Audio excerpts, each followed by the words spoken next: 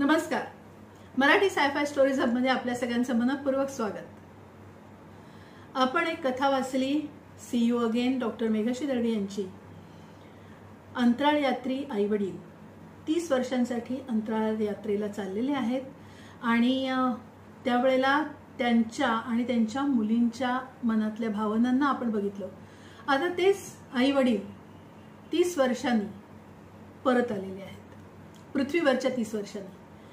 तर आता त्यांच्या भावना कशा आहेत, त्यांना काय वाटतंय, हे आपण त्या कथेचा पार्ट 2 म्हणा तसं आपण बघतोय. डॉक्टर मेघश्री दळवी यांची कथा वेलकम बॅक आणि अभिवाचक स्मिता पोतनीस. Welcome back.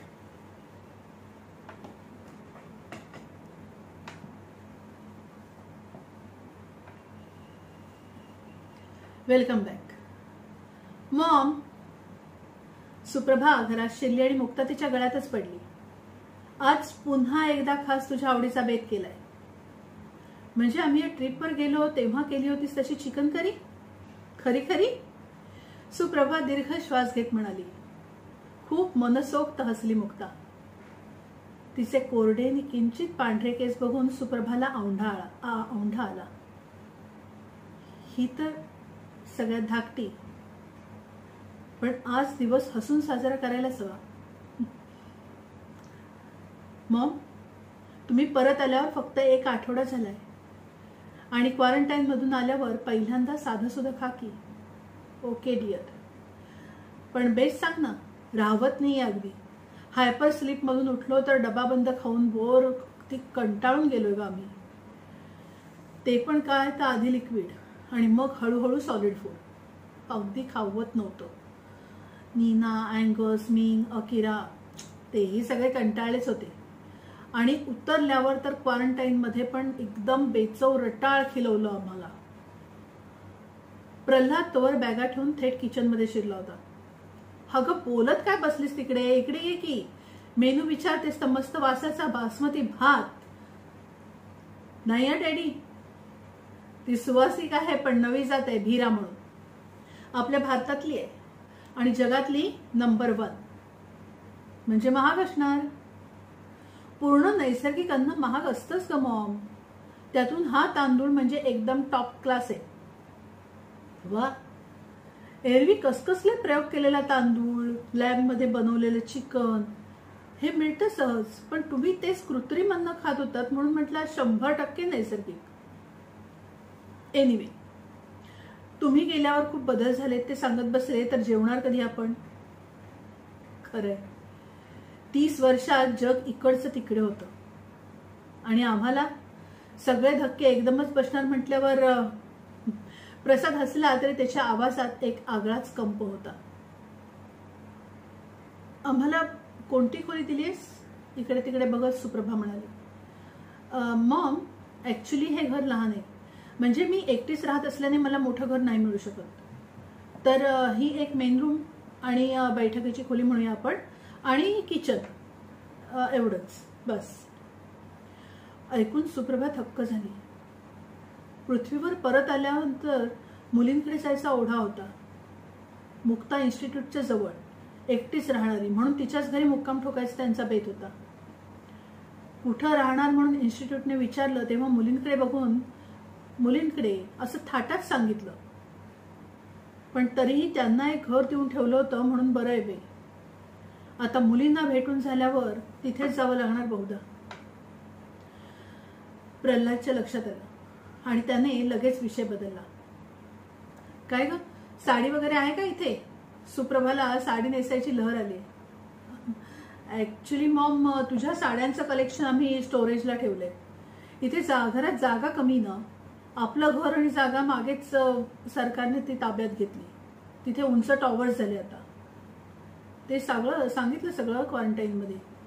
जागेची अडचण कळते आम्हाला. त्यातून समुद्र शहरांना पोटात घेत चाललाय म्हटल्यानंतर प्रल्हाद हसून म्हणाला. पण मला वाटलं साडी आणून ठेवली अशी सुप्रभाची आवडती. असू दे, मग घेतो सगळं सामान स्टोरेज मधून एक एक करून. अर्थात आमच्या त्या घरात किती जागा आहे ते बघू, नाही का? मॉम, अगदी होती तशीच दिसतीयस. आठवतं तुम्ही जायच्या 2 दिवस आधी आपण एका नाटकाला गेलो होतो, तेव्हाही असाच लाल शर्ट घातला होतास. तेव्हाचे फोटो गेल्या आठवड्यातच बघितले मी. ही फॅशन जुनी नाही ना दिसत? स्वतःकडे निरखून बघत सुप्रभा म्हणाली. आम्ही क्वारंटाईन मधून बाहेर आल्यावर तिथेच थोडी खरेदी केली. आता तू काय सांग, नवीन काय काय फॅशन आहे ती? ओके, नक्कीच, पण ही तुझी युनिक फॅशन शोभते तुला. आणि वजन बिजन तर काय तुम्ही मेंटेन करणारच. तू मात्र जाडी खूप झालीस ग, न राहून सुप्रभा उद्गारली. आता 50शी उलटल्यावर काय हे तू म्हणतेस? अगं गेली 30 वर्ष आम्ही 50शीतच आहोत की.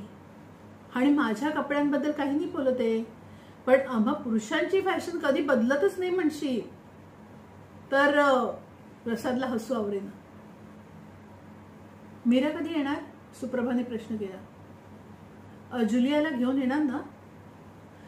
खरं तर त्या दोघी कालच येणार होत्या, पण कसं होतं ना, लूपने यायचं म्हणजे. लूप? हो, हायपर लूप. तिथे ठराविक माणसं जमतात आणि मगच राईड सुरू होते. म्हणजे हायपर लूप काय आहे ते? कारने नाही येणार का त्या? तुमचं हेलिकॉप्टर?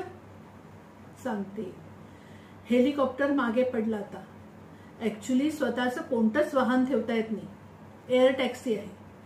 तुम्ही इथे आलात तशी, पण मीरा लांबून येणार, तिला ते महाग पडलं असतं म्हणून हायपर लूप. तर आजच्या ट्रिपला सोबत प्रवासी मिळालेत, येईल ती तास 1.5 तासात. चला मस्त जेवूया. थांबायचं का मीरासाठी? सुप्रभाने सुचवलं. नको, तिला नाही आवडायचं. म्हणजे उगीच तुम्हाला तात्काळ ठेवायला. मुक्ताने मांडमांड करायला घेतली. इवलंसं किचन आणि बैठकीच्या खोलीत जेमतेम 2 माणसं पुरतील असं टेबल. पण तिने शक्कल लढवून तिघांना कशी तरी जागा केली होती. स्वयंपाक अगदी चवदार झालाय. सुप्रभाने पहिल्या घासालाच मनापासून दाद दिली. मीही किती दिवसांनी अशी नीट ताटामधून जेवतीये, मुक्ता हसून म्हणाली. एरवी काय कामातून उठून जे काही असेल ते खाऊन घेते. माझ्या दृष्टीनं देखील आजची मेजवानीच आहे.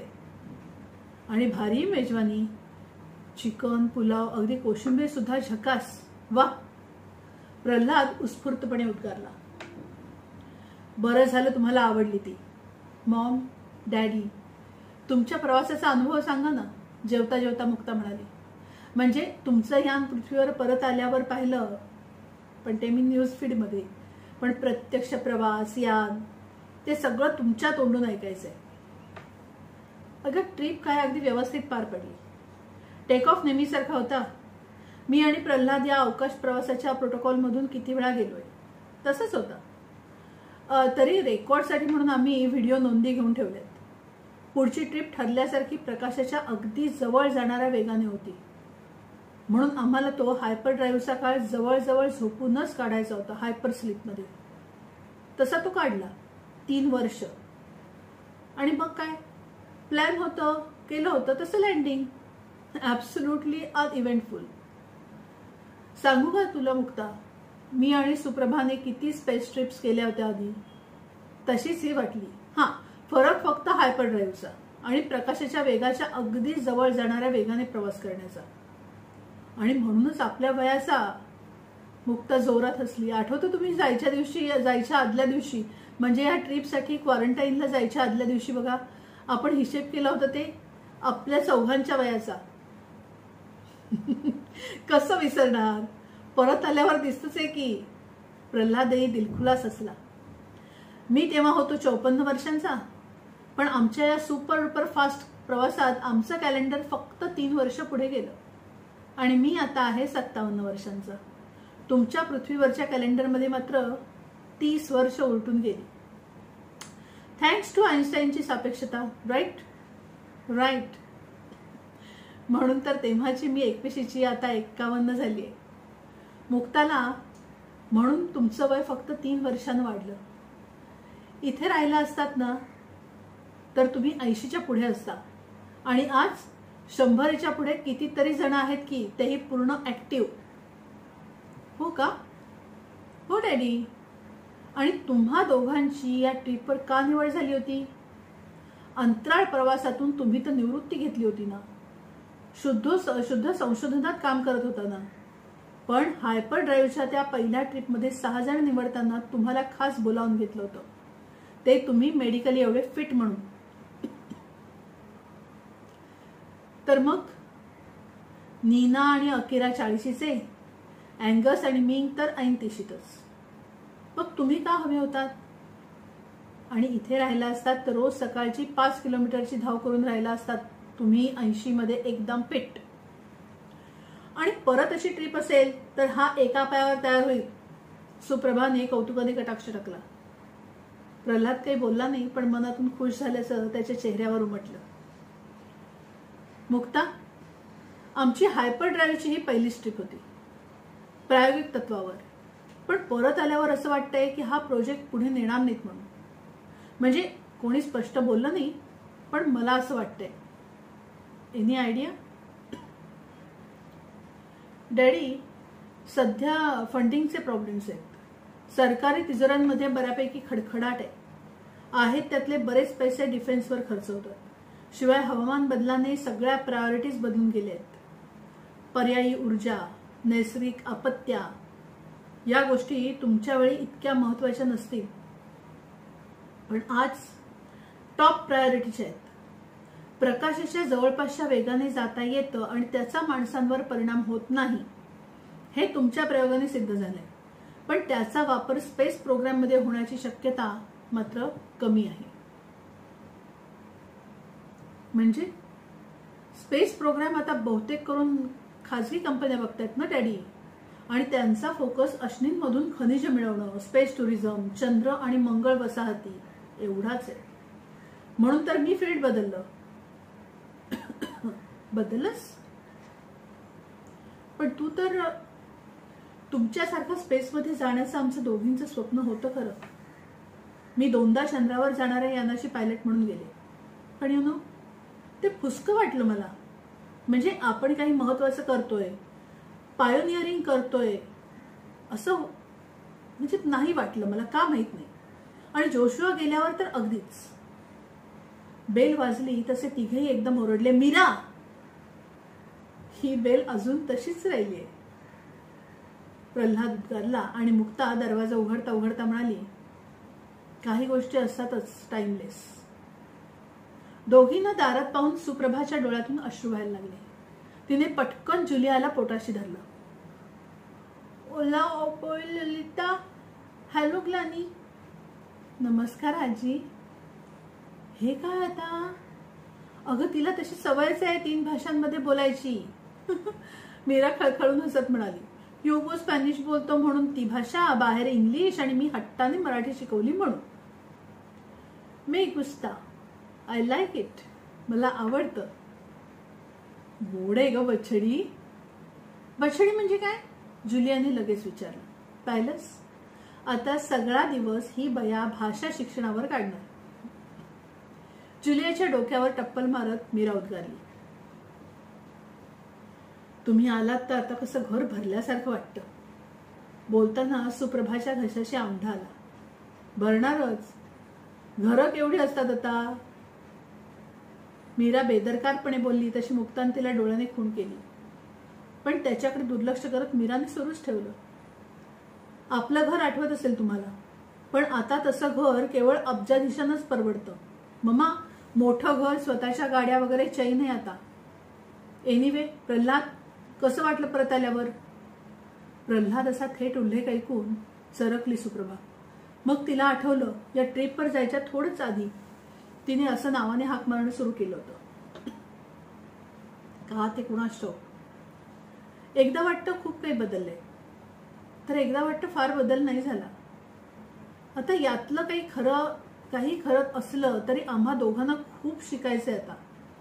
तुम्ही काय तऱ्हेतऱ्हेचे मीडिया, मेटावर्स वगैरे म्हणता ते, लूपने प्रवास करायचा म्हणता ते, शिकू आता हळूहळू. पाहिलंच मीरा, डॅडी आहे तसाच राहिलाय. सतत आपला काहीतरी नवीन शिकण्याचा ध्यास. मुक्ता म्हणाली, तुम्ही फ्रेशअप व्हा आणि जेवायला या. डेझर्ट एकत्र खाऊया, चालेल? मॉम डॅडी तुम्ही इथे सोफ्यावर या दोघे तुम्ही टेबलापाशी या जेवायला.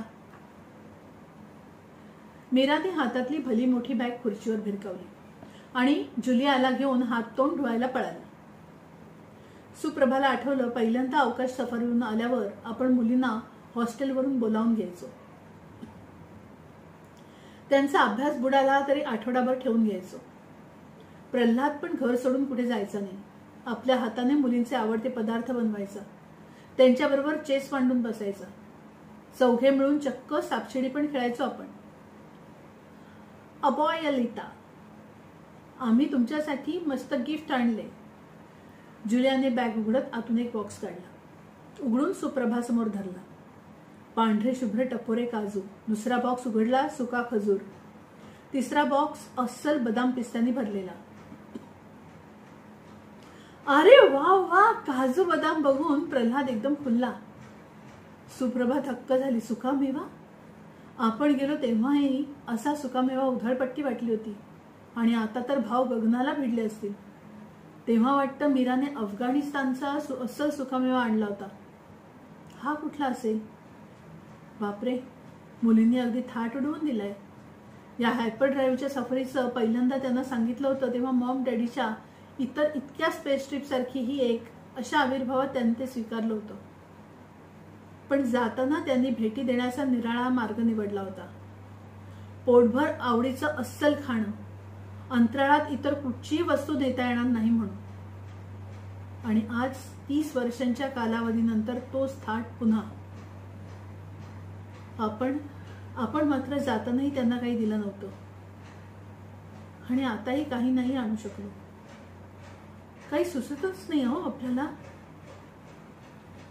एक एक बॉक्स बंद करून ठेवत ती मुक्ताला म्हणाली, कमाल आहे मीराची. त्यावेळी हेच घेऊन आली होती. तुम्ही मुली. तिच्या तोंडून पुढचे शब्द उमटलेच नाहीत. तोवर जुलिया प्रल्हादच्या मांडीवर जाऊन बसली होती. अबॉयलो, तुला आवडतो ना ड्रायफ्रुट्स? आता काय पोरगी एका वाक्यात तिन्ही भाषा बोलतीये? मीरा पुढे येत म्हणाली.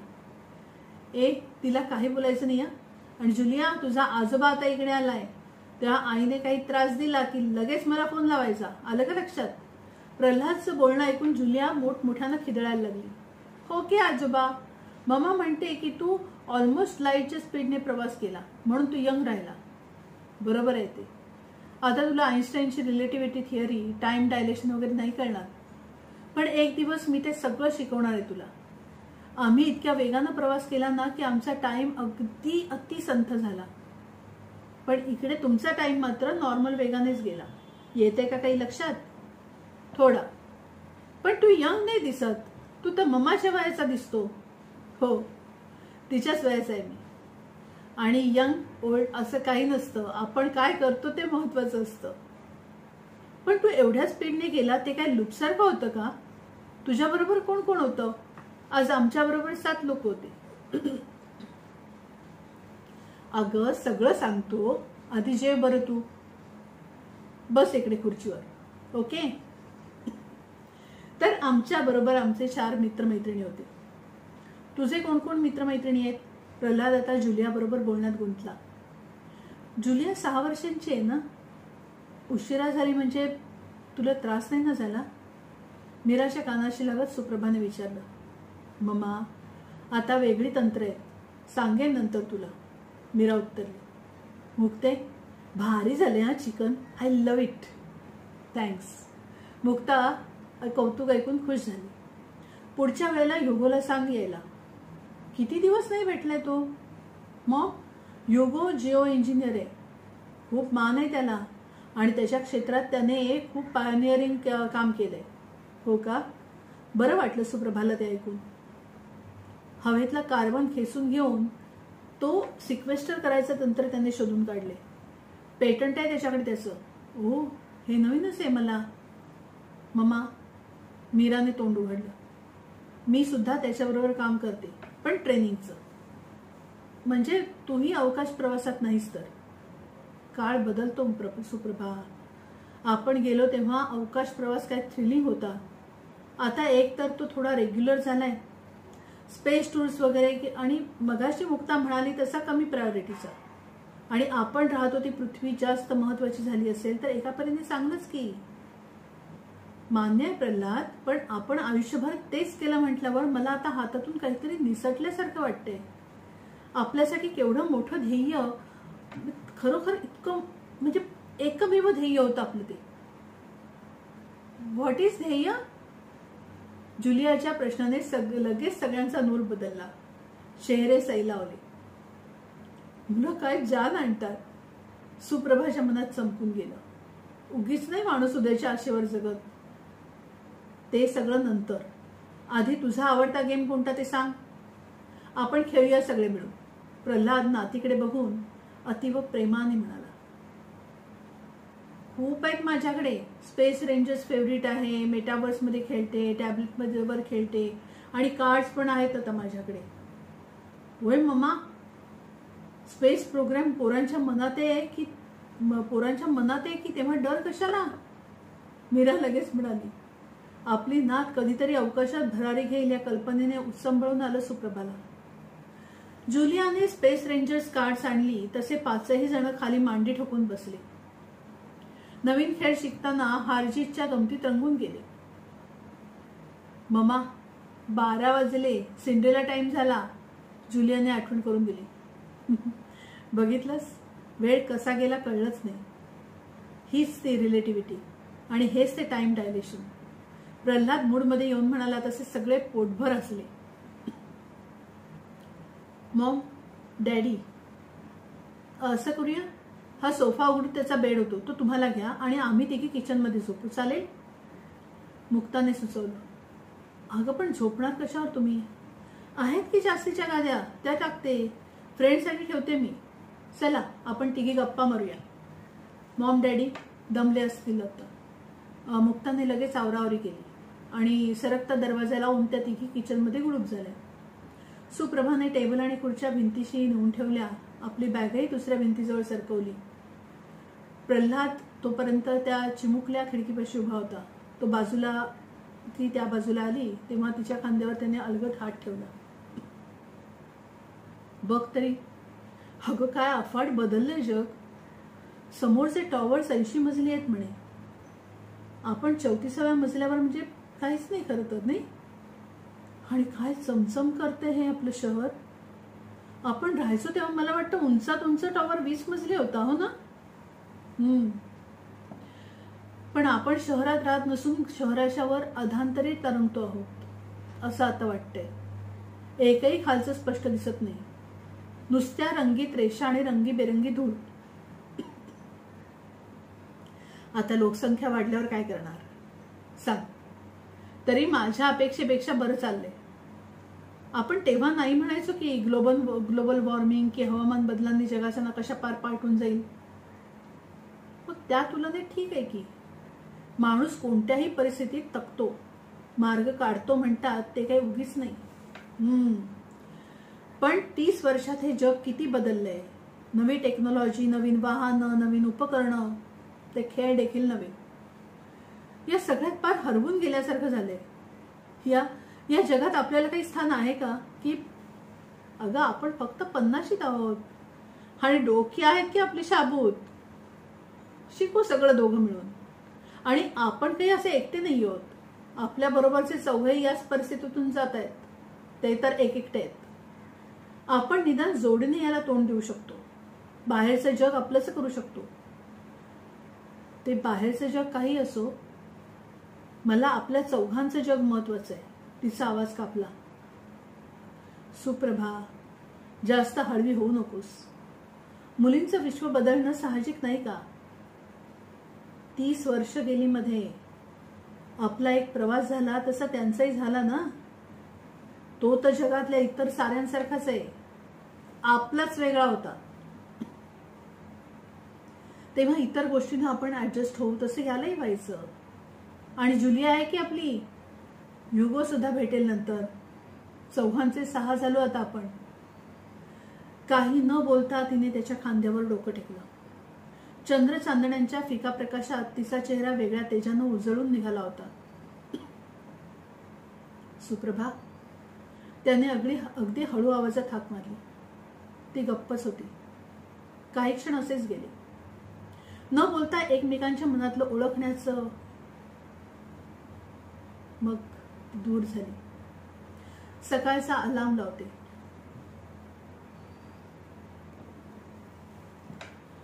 सकाळचा अलार्म लावते. सूर्योदय बघूया पूर्वीसारखा. ओके. मुलींना नको उठवायला. आपले आपणच, ती म्हणाली. प्रल्हादने मान डोलावली. धावायला पण जायचं का? छे, आपली स्ट्रेंथ पूर्ण येई तो दिलेले बेसिक व्यायामच फक्त. हाग गंमत केली म्हणत तो सोफ्याचा बेड करण्यात गुंतला. तिने धीर एकवटला. प्रल्हादकडे बघत तिच्या तोंडून आपोआप शब्द बाहेर पडले. आणि प्रल्हाद, एवढा आगळा प्रवास करून परत आलोत तर आपले आपणच म्हणूयात. Welcome back. धन्यवाद.